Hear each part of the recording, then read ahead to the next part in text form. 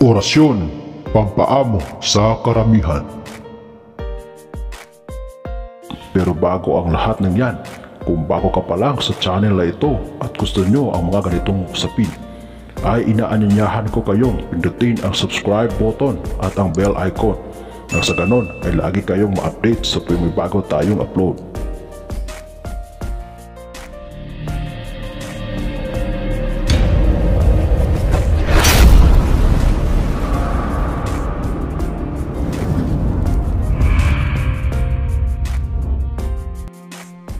Gamitin ang orasyong ito sa mga tao na matitigas magsalita. Sa katrabaho mo na, hirap pakiusapan. Sa mga tao sa iyong paligid na matitigas ang loob. Dasalin lamang po ito bago umalis ng bahay o manaog sa bahay.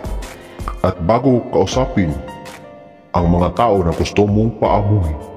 Una, magdasal ng isang Ama namin, isa ang Ginoong Maria, at isang sumasampalataya, at isunod ito 3 beses.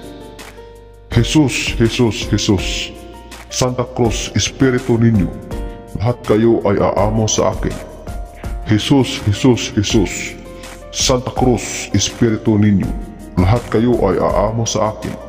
Jesus, Jesus, Jesus, Santa Cruz, Espiritu ninyo, lahat kayo ay aamo sa akin. Yan po ang ating orasyon.